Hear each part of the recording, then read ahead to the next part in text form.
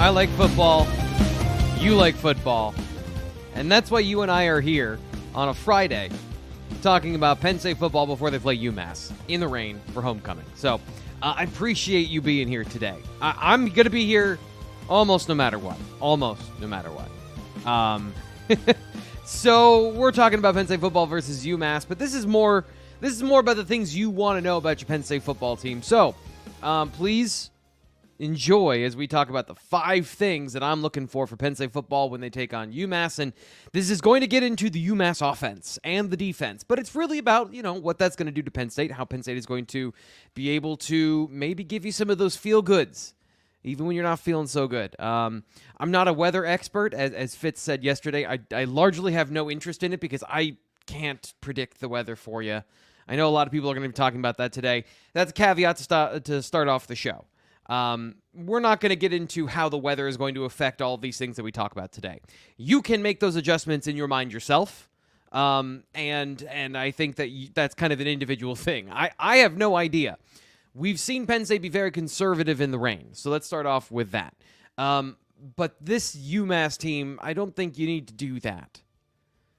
I really don't, and I'm. This is all going to be kind of that way, talking about UMass, so I apologize in advance. But these are the facts that I'm going to present to you today. By the way, I'm Thomas Ryan Carr. Hope you're enjoying our coverage this week from Blue White Illustrated. Please like and subscribe. Tell your friends about the Friday 5 things as we get into what you need to know about Penn State and their next opponent each week. This is my personal game preview and how I look at things, which is a lot of times through numbers, but it's backing up what I've seen on film. So we're going to get into everything today. Just wanted to start out by saying thanks for being here to the people that are here in the chat. We're going to be talking to you throughout the show. Just like Siwook Chung. Hi, T. Frank. What's going on? Nice tune-up game, says Robert Bosfield. Yes. Just so you know, I have been watching film of Ohio State all week. Yes, I watched more film on UMass than maybe I needed to, and maybe anyone would have wanted to bring you this today. But that is also my job. So let's get into it. And if you want to hang out in the chat, you want to have a conversation, we're going to be doing that throughout the show. Of course, at the end, we'll have an extended period where we can talk, and I'm not dialed into the things I need to give you. That's coming up later. But throw in your thoughts, and we'll get to them throughout the show. Let's get to number 5. Number 5.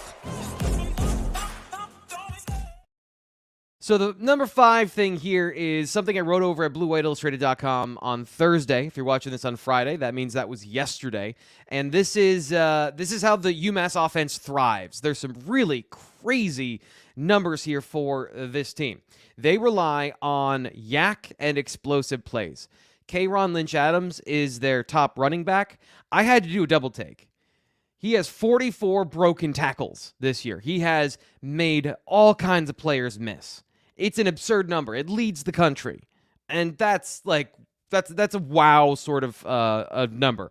And it's not always correlated, but he also is leading the country in yards after contact.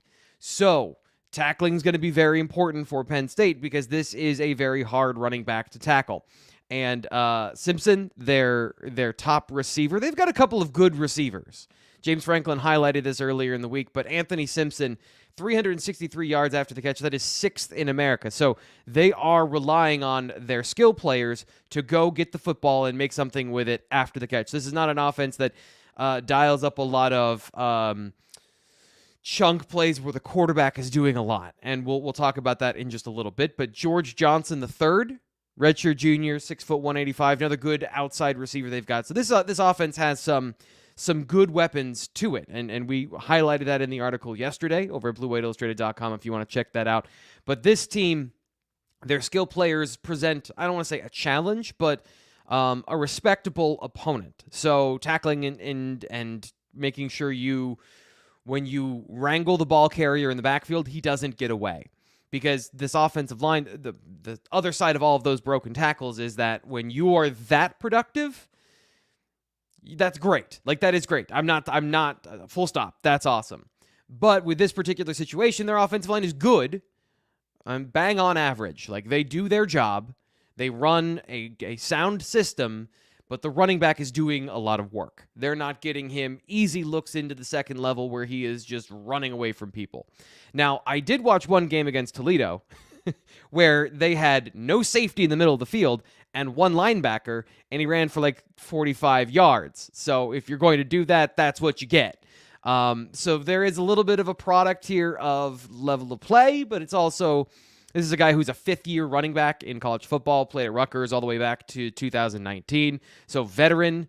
They run a man-blocking system, so everything's pretty much downhill.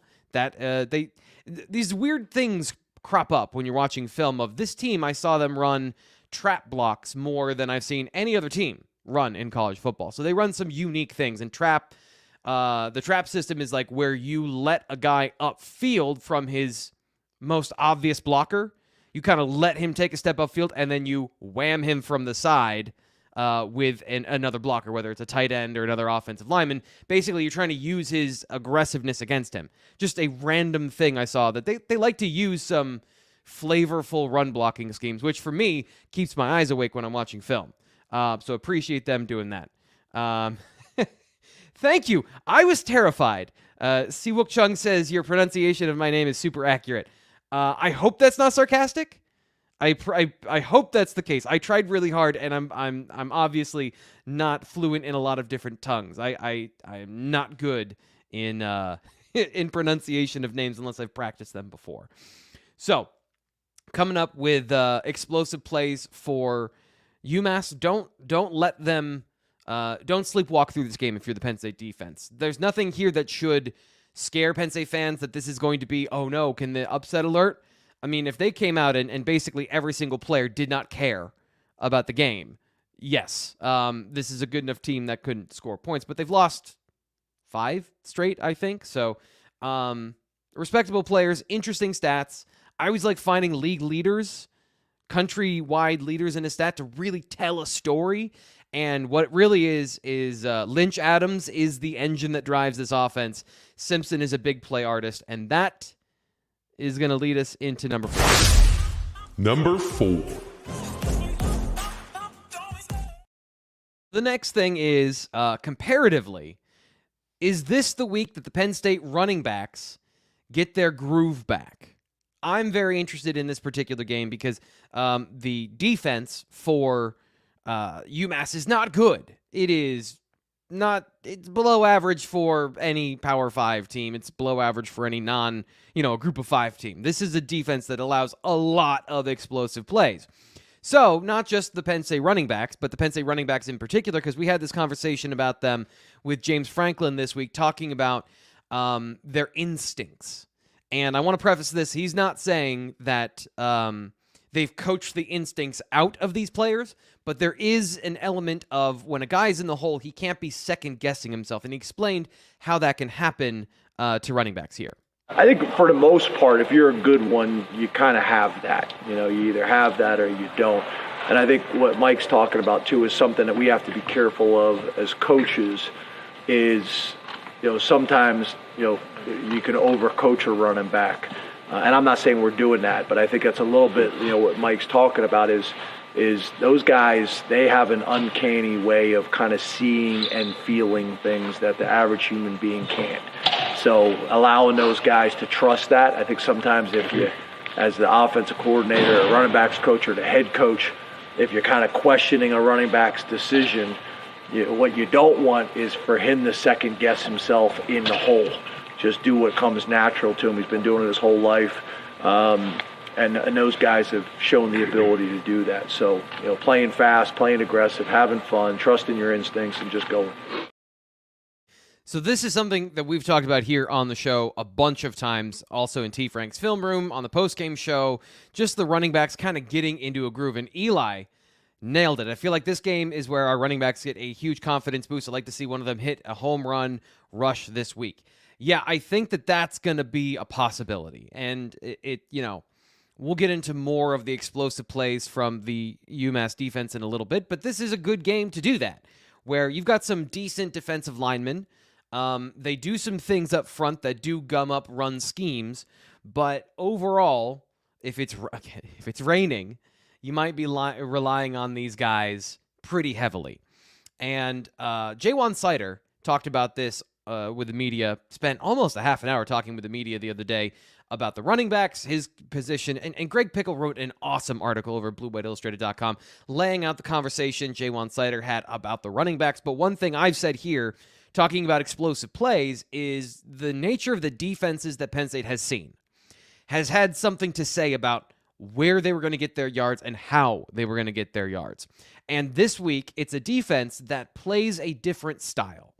And if you're going Northwestern, Iowa, I would even say going back to Illinois for sure, and West Virginia, these defenses have used particular styles of play that have limited the running explosiveness intentionally. And Penn State wants to rely on these guys, and Ja'Juan Seider talked about how they've done some things in the run game that maybe it put some extra pressure or some unorthodox stuff that the running backs maybe weren't used to right away, and put them in those situations to go out and execute in the game. And it didn't result in explosive plays. It resulted in them grinding out victories, which is also a good thing. But again, Greg did a great job of covering that over at BlueWhiteIllustrated.com. I don't want to steal any of his thunder because there's a really good article. Ryan is here. He says, happy Friday. Nice to finally join a live show. Glad to have you, Ryan. Always appreciate our regulars coming in. Carrie says, good morning, T. Frank. Good morning, Carrie. Glad to have you here. Hope everyone is having a good Friday. It is nice in State College right now. I know that's going to change as everyone filters in here. It's interesting. The last couple of games where Penn State's had a home game, it's been a big game. It's been beautiful from like Wednesday through Friday, and then Saturday the weather comes in. So not cooperating with the football team and everybody's tailgating needs coming up. Let's get to number 3, because this is where we really get into the meat of how this game is going to go. Number 3. One of the reasons that James Franklin gave credit to the UMass offensive coordinator is they have generated a lot of explosive plays. I think he listed them all out. You can go back and listen to it on our James Franklin press conference from Tuesday. It's right at the very beginning. They're tops nationally in explosive plays of 50 yards. They're pretty close to the top of the nation in 10-plus play, explosive plays. So they generate yards and big plays. And we already highlighted that their skill position players are the engine driving that. So let's get into the quarterback and talk about explosive plays, because this is where I think the James Franklin and what he talked about with Tyshawn Fumakan earlier, and I hope to God I said that name right. That one, by the way, if you look at it typed out, it is intimidating. They generate explosive plays. And it's not necessarily because of the quarterback. The scheme and the system is getting these guys into open space, and the quarterback is generating big plays. But we always talk about the double-edged sword of what with big plays and potential turnovers. And this is where, again, you see the difference. The big-time throws here, 5.4%. That's a very good number. But when you look at turnover-worthy plays, only 3 interceptions for Fumakan in the last couple of weeks, but the times that he's put the ball into harm's way, 6.2%. So this is a feast for the Penn State defense. And I was a little bit not intimidated, but I was a little bit concerned. My initial look at the UMass offense early in the week before James Franklin's press conference, I looked at this team and I thought, man, this is my least favorite quarterback from an eyes and processing perspective. He is not in the right place. He's not throwing with anticipation, and he's throwing the ball to the defense. They're just not catching it. And then James Franklin comes out and praises their offense. So we dig in a little bit more. You see the explosive players. You see the scheme that's generating these things. Franklin talked about how this is an RPO-heavy team, very RPO-heavy team. And what that does is it simplifies the reads for the quarterback. So this is going to be very important for Saturday. On RPO plays, Penn State's going to have a lot of one-on-one looks with their corners and the receivers for UMass. And we mentioned these are some good football players. If you let them go, they can get an explosive play. So UMass might get an explosive play. But outside of those situations, if you're forcing this team into a 3rd and long and the quarterback has to read the defense, it's not great. So this is the total of turnover-worthy plays. These are plays that are fumbles, or these are plays that should be interceptions that the defense drops or aren't able to corral. 16 between the two quarterbacks because Fumakan did miss a couple of games. He missed about 4 games, so he's the starter for the first game and then came back for a couple of games here. 16 between the two quarterbacks, 16 turnover-worthy plays. That's a rate of 6.7%, which is basically top 25 among quarterbacks. You know, the team itself. That's bad. That is very bad. They're putting the ball in harm's way quite a bit. It's not the main reason they're losing because their defense is really bad, and we'll get to that in a second. But this is where Penn State is going to be focusing on intercepting the football because it's going to be there for them. Balls that are behind the receiver on out routes. Bad decisions down the field trying to get a guy in one-on-one, and there's a safety there, and the quarterback doesn't see him and throws into double coverage. These are all opportunities for the defense. So when I say there's explosive plays no matter what, there's going to be explosive plays no matter what. Either UMass is going to get them or the Penn State defense is going to get some explosive plays because of the way and the style of these quarterbacks. And by the way, I wanted to put this in comparison of Drew Allers put the ball in harm's way literally one time in 5 games. So there's a huge disparity in the turnover worthy and the turnover margin in this game. Penn State should, if they can get one, be plus, and then, that can snowball a game for this particular team. And again, all of these things, we're diving deep into UMass, and I appreciate you being here. I appreciate you hanging out with me on the show. We're talking about UMass, and John Button says, oh, the elusive, explosive play. Right? So here we go again, talking about explosive plays. Yes, I agree. He says, I propose a moratorium on using those 2 words together for a while. It's just unfortunate, John, because I agree. I absolutely agree with you, but I am a slave to following the facts, and the facts in this game are that Penn State should get some. So hold on, John. We're going to get to more of it just here in just a second. Going into Number 2. He literally beat me to the punch. Explosive plays. Even more explosive play talk. So, my wife has told me that I tend to talk a little too high in the. I don't explain enough when it comes to maybe some of the intricacies of football. So I tried to put together a graphic today for people watching on the YouTube to see what I'm talking about when I say that UMass runs a lot of too high systems. And previously, I have lumped all too high structures into this particular conversation.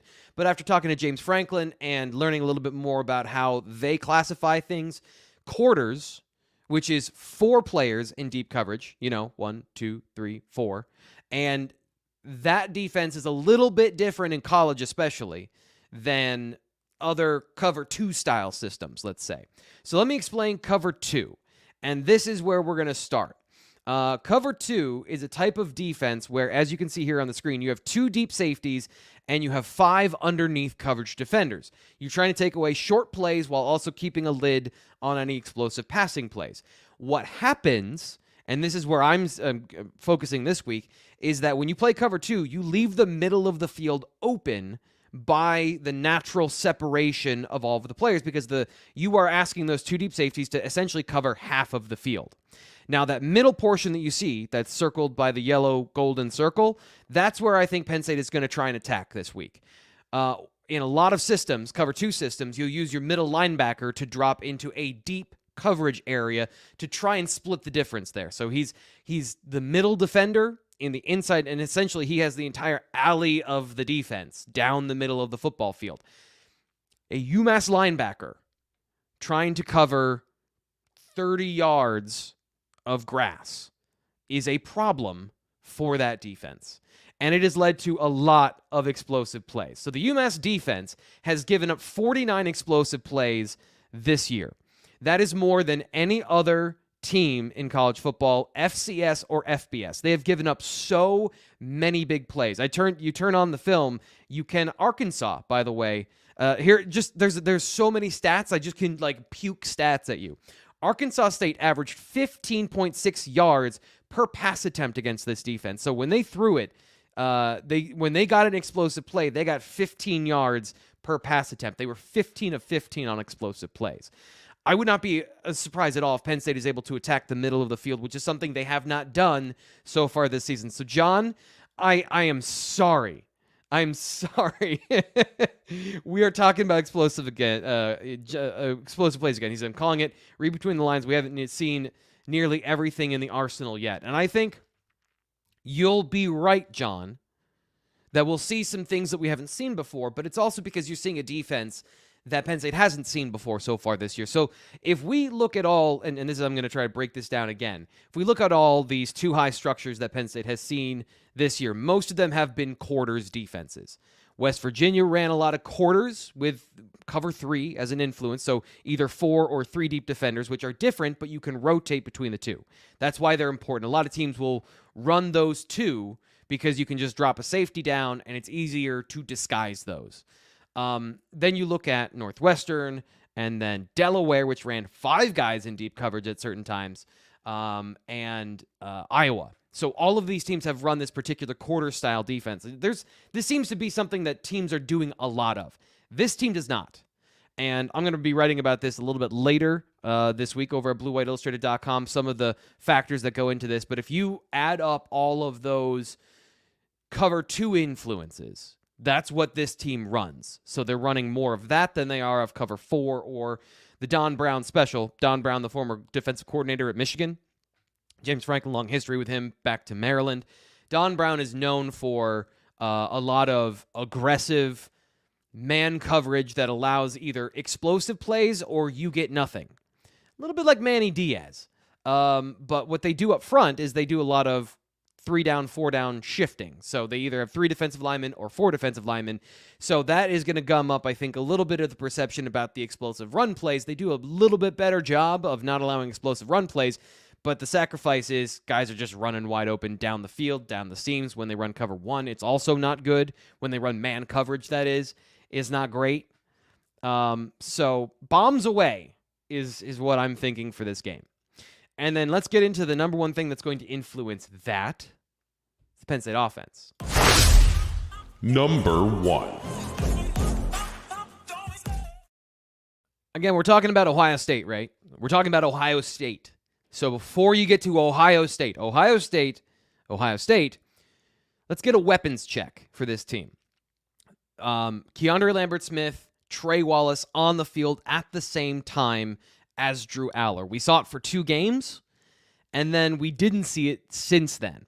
So most likely, the idea coming into this game is we're going to see this trio on the field together. And let's put this in perspective. Let's put some numbers to how this has worked for the Nittany Lions so far. And it's the problem I have with this is very small sample size stuff. Snaps with both of these guys on the field at the same time. 55 passing attempts from Drew Aller. So the influence, not just each guy's target, but the influence of having them both on the field at the same time, exactly 55 pass plays through the first 2 games. West Virginia went great. Delaware, conservative but accurate from Aller. Without Trey Wallace, they've had 111 passing attempts. And the splits between the two, this is what I'm going to be writing about later because, woo-hoo, they are not great. It is not a great comparison without Trey Wallace on the field. But again, this is UMass. So are you going to believe what you see if Drew Aller has a good day? And does it matter? I think it's, again, the nature of how they execute. No missed assignments.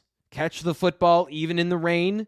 I think the rain stuff, I hope, you expect a little bit, right? So maybe like a percentage under 10% of dropped balls, slipping, things like that.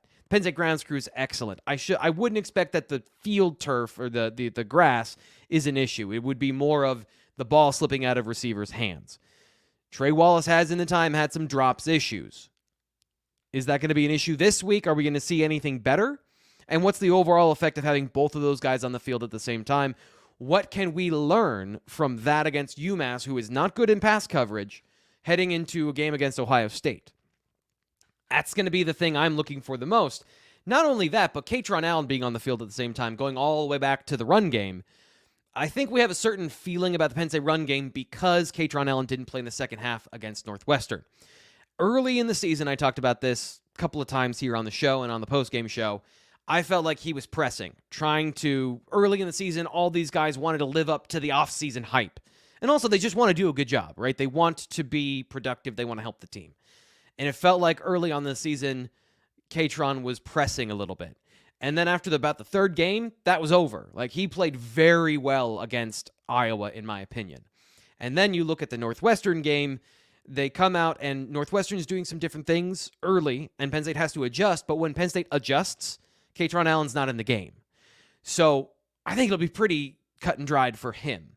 Some of the consternation about feel, explosiveness, natural vision, and just playing a little bit loose, that's really coming down to Nick. And I think Nick Singleton is able to overcome that. I think that's really where we're going to see some of that feel-good stuff from Singleton. Allen, I'm predicting a pretty dependable performance from him. So that, Frank, is kind of the conversation. Is Allen healthy? I can't say 100%, but I can tell you he has been a full participant in practice over the last 2 weeks. We've observed him going through every single drill that they've done. So that's where I would say, yeah, whatever happened against Northwestern, the presumption, kind of the working theory, is that maybe he had a stomach bug or he wasn't feeling good, like kind of sick as opposed to injured. I have nothing to back that up. That's just kind of the prevailing theory. But yeah, that's another part of this whole have your full arsenal of weapons going into the game, effectively use them, then get out. That's what you want in this game for the Penn State offense, and I think that's entirely doable. So when it comes down to this particular game, all things equal, no rain, no concern about outside factors or health, I would say Penn State could in optimal circumstances, the defense gets a couple turnovers, they could score 70 in this game. That's how I view this particular defense. That's what I see from the quarterback for UMass and the scheming up of big plays. I think that can work against the third or fourth team, but this defense is too good. This defense, Manny Diaz, they are... Johnny Dixon said it earlier this week, and I tend to agree. Manny Diaz is a genius. It's just about whether or not what he draws up is you're able to execute. Against this team, there's no doubt they can execute. So 3 points is where I would say maybe they get one explosive play that goes for 25 yards, sets them up for a field goal. And then Penn State, if their offense is clicking and their defense gets a couple turnovers, yeah, I would say they could score 70. But with all of those unknowns, and basically I'm talking to you about the spread here without talking to you about the spread because I genuinely am an ignorant person when it comes to betting. I wish Ryan was available to do best bets because he has a way better feel on that. But from an X's and O's perspective, Penn State could and should drop 70 this week. I think that's what they should be able to do. But we haven't seen, that's kind of the point of this game and this first part of the season, these first 6 games, is we haven't seen a complete performance totally just yet. The running game in week 1, not explosive, but the passing game was. Since then, nothing has really been popping. So they're going to get things popping on homecoming in their Generations of Greatness jerseys. So we'll see. I think that's going to be something interesting to see from this game. Gil Alvarez says, and this is what John has been talking about in the chat. John, let's start here with this. I'll take a win, please. Style points matter little. And then Gil says, grind it out. Explosive plays without the win don't get you into the playoffs. Guys, I appreciate what you're saying. And I guess let me phrase it this way so I can agree with you, because I like to agree with people. There is a school of thought. Do not put anything on film. Let Ohio State be blind to what you can do so that you go into next week and you can your full playbook, the arsenal. I know John was talking about this earlier in the chat about wanting to save some things for future opponents. So there is an element of that. And John says, and I think we'd all take that over explosive plays. I disagree, John. I think that you have bought into this year's style, and I appreciate you doing that, but everyone loves explosive plays. There's literally a phrase, chicks dig the long ball. So I think that there's a certain percentage, and John, I would bet some money, not a lot amount, not a large amount, but just I would be confident to say that if Penn State scores on 4 70-yard plays, you're not going to be mad about that either.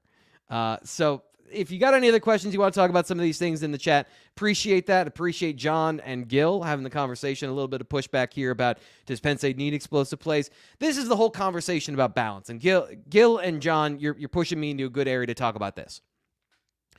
James Franklin does not believe balance is 50 runs, 50 passes. And if you get 100 plays in a game, you're doing great anyway. Balance is having the keys to win no matter what. And this is something that's very hard. I wanted to ask him about this early in the week. He's what they're striving for of true balance, being able to adapt to any situation and any environment. How many teams can do that? How many teams can run 12 personnel effectively, grind it out like you guys want to see, and not put the ball in the air and get some easy chunk plays? Because it's hard. What they have been doing, and James Franklin has talked about this as well, they have learned to do some hard things early in the season of putting together drives. It's hard for the offensive line to block perfectly on a run play. It's hard for them to block adequately on 5 or 6 consecutive run plays without getting some of those good opportunities. The reason explosive plays are important is because it ups your chances of scoring. Because putting together 10-plus play drives is very hard. They have been good about that. That's the point of Drew Aller, is they have learned to do something that's difficult. But in the future, they are going to have to learn a different style of playing and show that balance. We're not going to be Michigan circa 2019 where we are going to use our manliness to beat you. Or Iowa, or whatever, Wisconsin, whatever team that is run-centric from the 2000s that have a throwback style. You need to be able to, and the fatal flaw of those teams was they could not, when they faced another team that was able to get points on their defense, they could not match like for like. And that's why everyone's obsessing about this. That's why we've talked about this, because James Franklin leads the conversation about we need to get better in that percentage of how many times we hit a big play over the course of the season. Literally, you're tired of hearing explosive plays. James Franklin, the phrasing of explosive plays, it's not incumbent on him. That came from somewhere else, but that's how he phrases it. The media reflects what he's talking about. The problem is, it's just been blinding reflection. It's been so much talk about it. But that's why it's important, is because later in the year, to be that truly balanced offense that can score points, can grind it out, can be tough, gritty, and I guess if you want to call explosive plays be finesse, you want to strive for that balance. And that's the thing, is very few teams have it. This team, the Penn State football team that you're watching in 2023, they have the potential to do that. Nick Singleton is a dynamic athlete. Unleashing him is a part of the conversation. Keandre Lambert-Smith is explosively fast down the football field. He can play inside. He can play outside. Trey Wallace is an untapped potential of contested catches, leaping ability, speed, physicality, and size. Getting all these guys to play together, they don't have a Marvin Harrison Jr. None of these guys really rise to that level, but they do rise to dangerous threats that can bring the balance. And maybe I'll just kill the word balance for you as well. How about we do that? I'll just make balance the one you don't want to talk about going forward, because that's really what this is about. They have the potential to be that. They've learned the hard thing. They have learned how to be consistent. Now, can they take that next step? And this UMass team, going all the way back to what we're talking about and putting this back up here on the show, this is a game they should get them. And if they don't, there is yes, that's a concern, because Arkansas State, Toledo, New Mexico were able to get explosive plays on this defense. If Penn State football isn't able to do that like Auburn did, there is a lingering concern. And it is not unfair to point that out. It is not, it's not to be dismissed. Because if they can't do it against this team that is giving you the middle of the field, that's why I wanted to break this down. That's why I wanted to talk about UMass today. If they're giving you the middle of the field and you can't or don't take it, to me that's schematically, personality from the quarterback, all of these things about the offense, I think that's a concern. I think if you can't attack and bring, again, we're talking about balance again. If you can't attack every part of the field effectively with a strong-armed quarterback who is accurate and decisive, wherever in the chain of decision-making from play caller down to the guy throwing the football, whatever's broken in that area, it might be broken. Like, it might not be a part of this offense. And if it's not, that does set a limit on what this team is capable of in the long run, where they're going the hard way about this.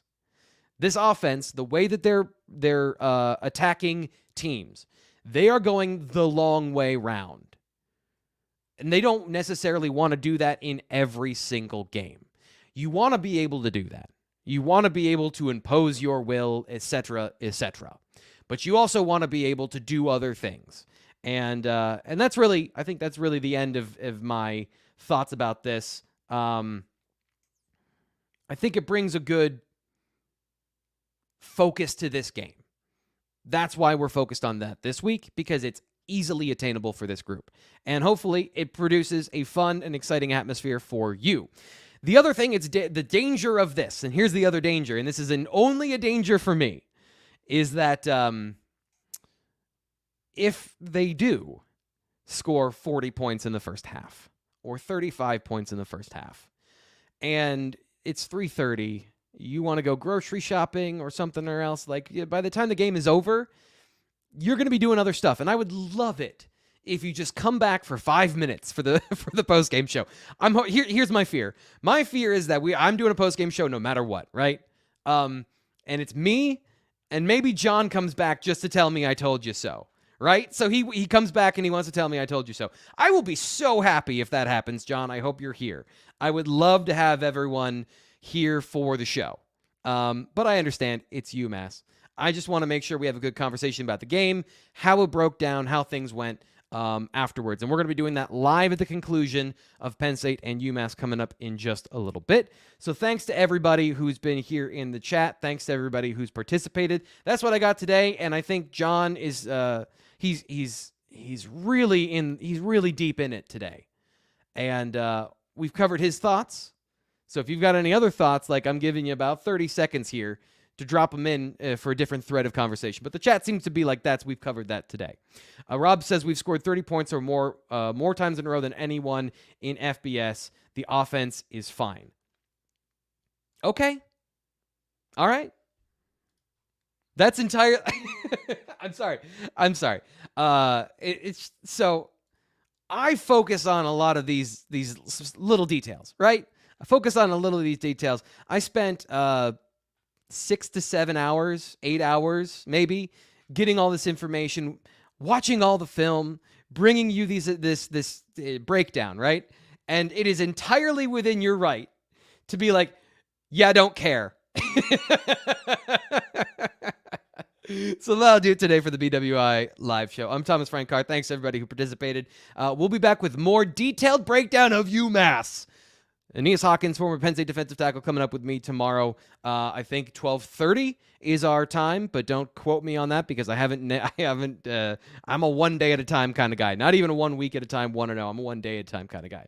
So we'll have that all for you coming up tomorrow, 3 hours before kickoff. More talk about Penn State football and where we're going with this team. We'll talk to you then.